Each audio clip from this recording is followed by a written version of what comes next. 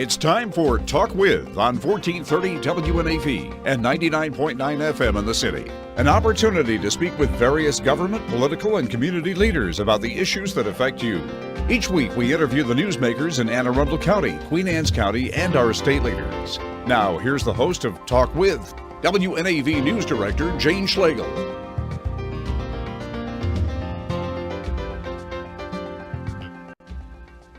Really special guest, co-worker, outstanding journalism, and AP award winner. Donna Cole is sitting down to talk about breaking news development in a story that's been going on for what, 2.5 years now? It has, February 2016, and thanks for that introduction. Back at you, AP award-winning journalist, Jane Schlegel.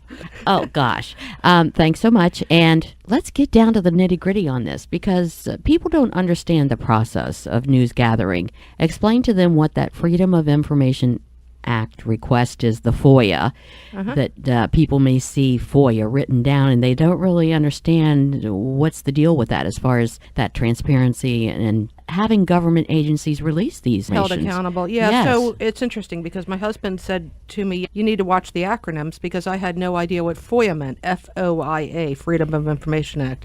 And he's right. Most people don't. It comes to, we know about it. So in February of 2016, 13 bald eagles were found dead in a field in Federalsburg, Maryland, on the Eastern Shore. It's probably in our listener area. We extend to Queen Anne's County. I'm sure our signal can be heard beyond that. So the story went national when that happened.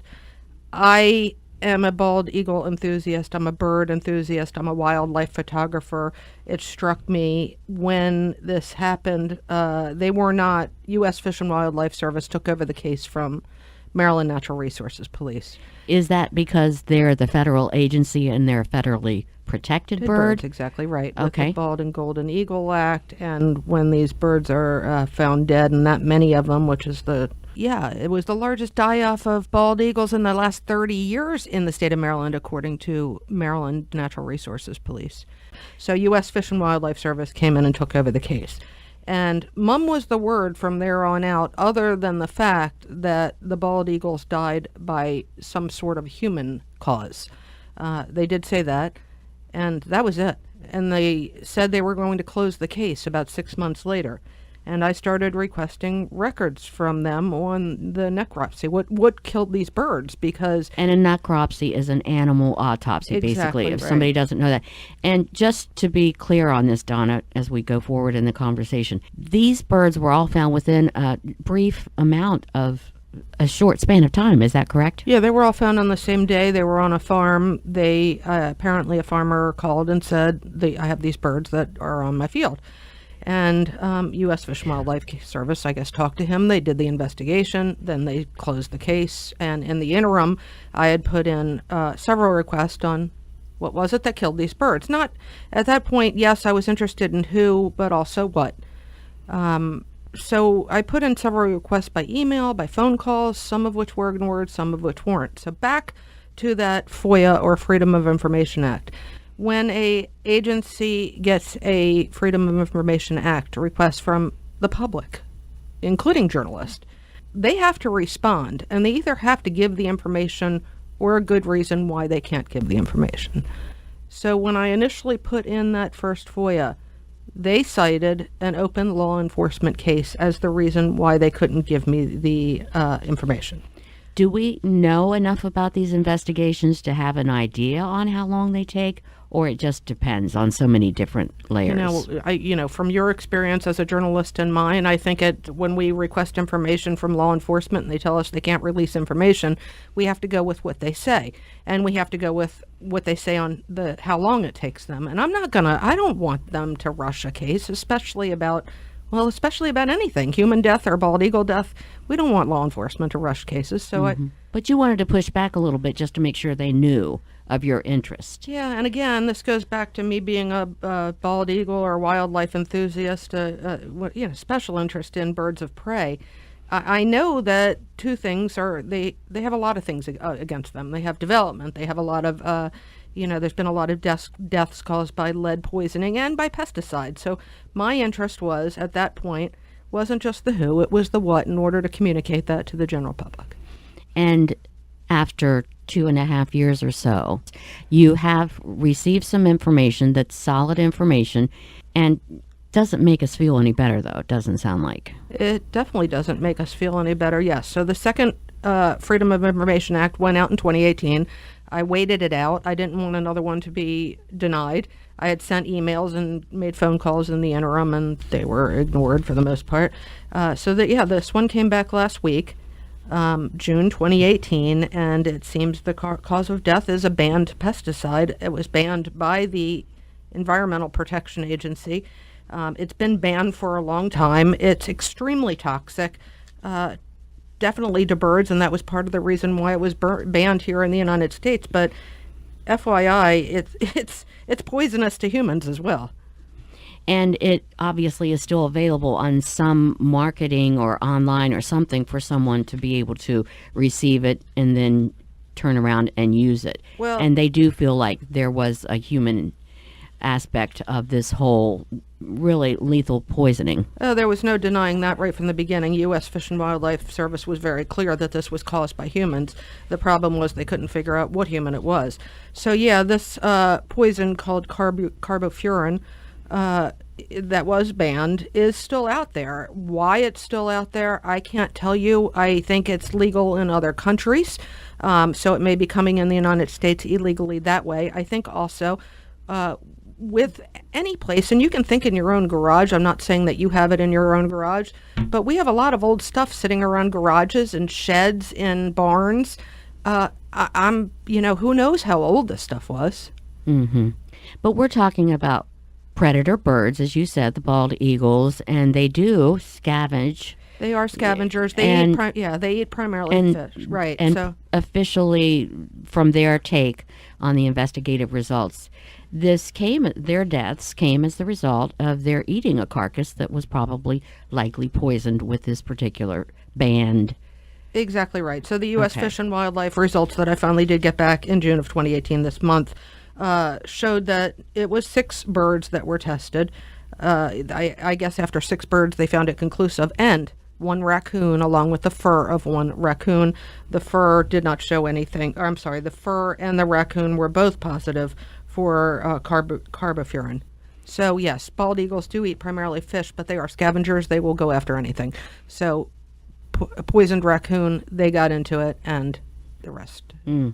It's an interesting story. It's interesting to see how the work is done behind the scenes to try and grapple with, state agencies, federal agencies, and the release of information so that we can alert the public about these items. We're going to talk more with Donna Cole, news anchor and reporter and journalist for WNAV on this Breaking Birds story. It's been going on for a while, though. This is Talk With on your hometown station, 1430 WNAV.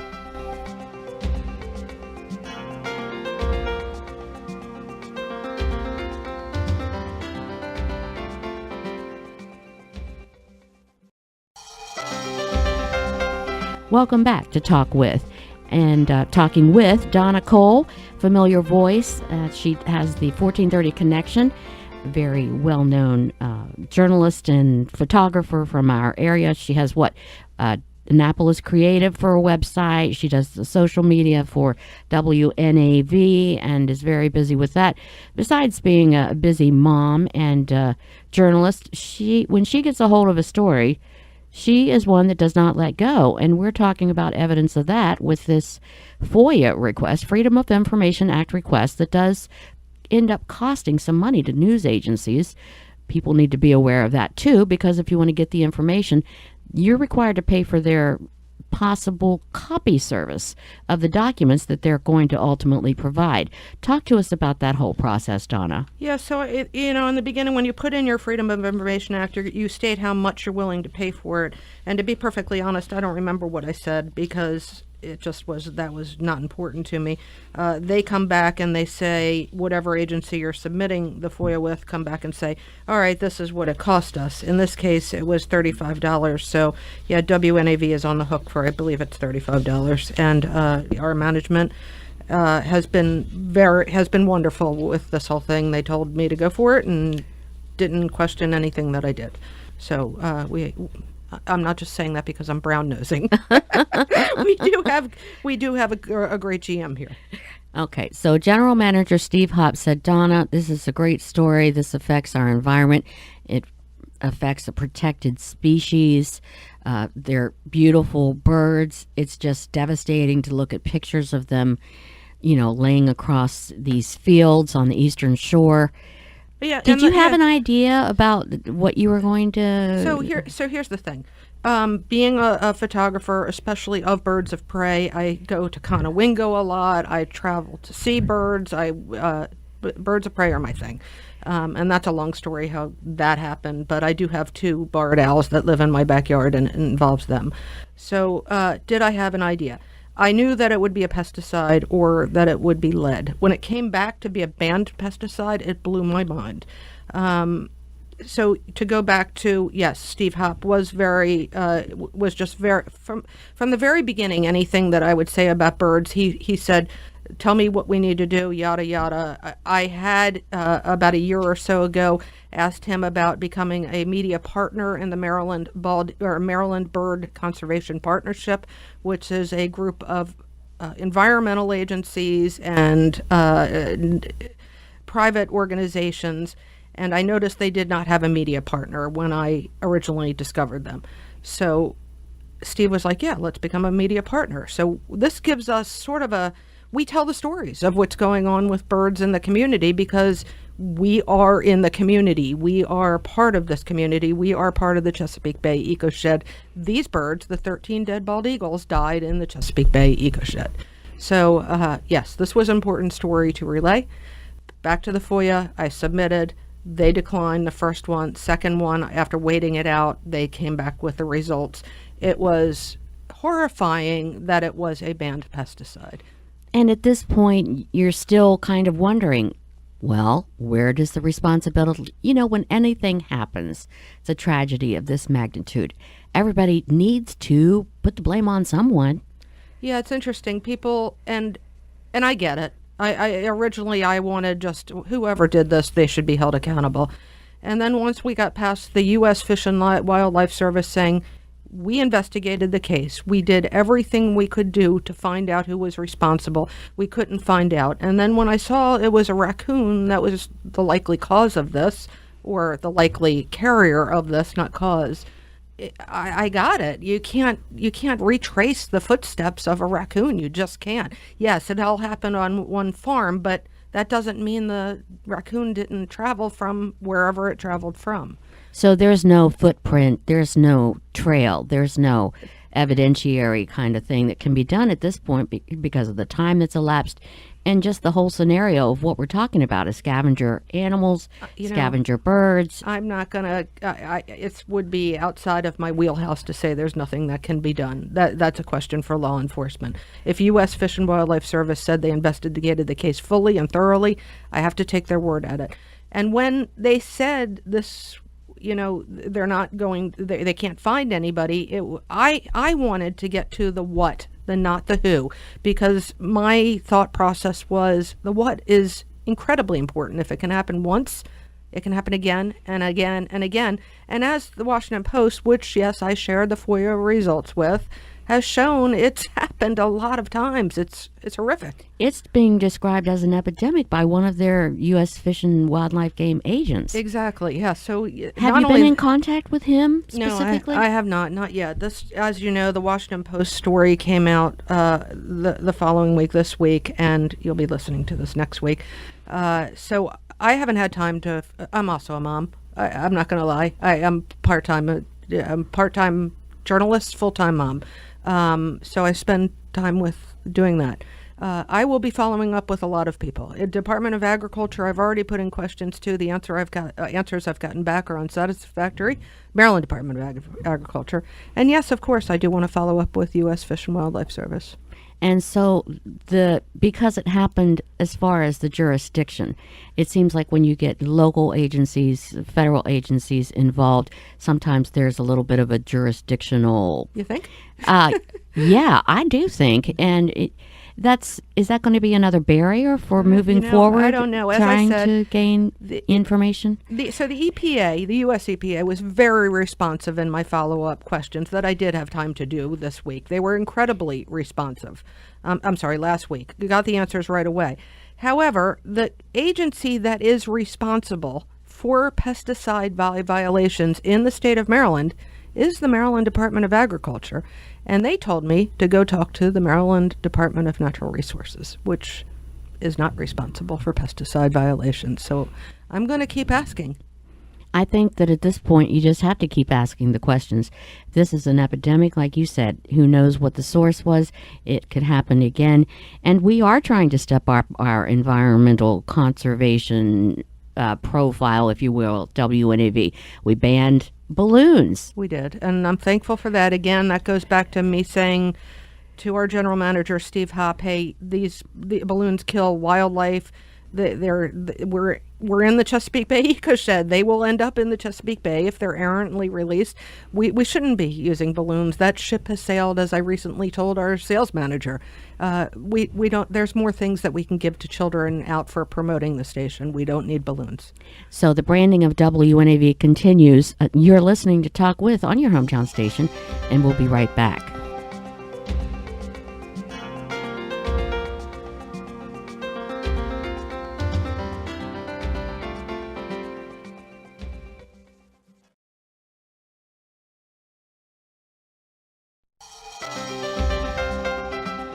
Donna Cole is sitting down to reveal some of her source information.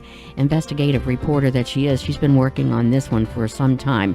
And it doesn't make us feel any better with what the information is revealing as far as a possible chain of possession of a banned pesticide, locations on the Eastern Shore, the agriculture that goes on there, the death. They call it an epidemic by the numbers only. Over a dozen bald eagles found poisoned and dead in the matter of a day or so on the Eastern Shore. It's all pretty disconcerting. It is pretty disconcerting, Jane. Yeah, and there's still an open case in Delaware for 5 bald eagles, I believe it is. So this isn't the only case. And as the Washington Post article, I shared the results with the Washington Post. Their article illuminated that this goes well beyond the Eastern Shore, even though there is an epidemic on the Eastern Shore, according to U.S. Fish and Wildlife Service, that this is used in Africa to kill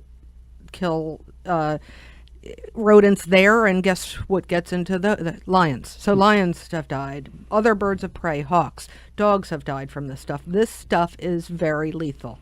Is this bigger than we are as far as, our pursuit of truth and justice for these? Bigger than we as in WNAV, Yes. And so why did I share the results with the Washington Post? I know exactly why you did. You've also gotten a response from the New York Times. Yeah, so the New York Times, everybody's there. Everybody's jumping on. Yes, the New York Times has done an article. I shared the results with them today. So I'm really glad this is getting out there. The moral of the story is that Do we know the moral of the story yet? I do believe that I know, well, as far as I'm concerned, we need to be careful with what we're putting out there in the environment and the chain of reaction that it can cause. Because if you're trying to kill rats and mice, guess what? You're going to kill everything that feeds off of them.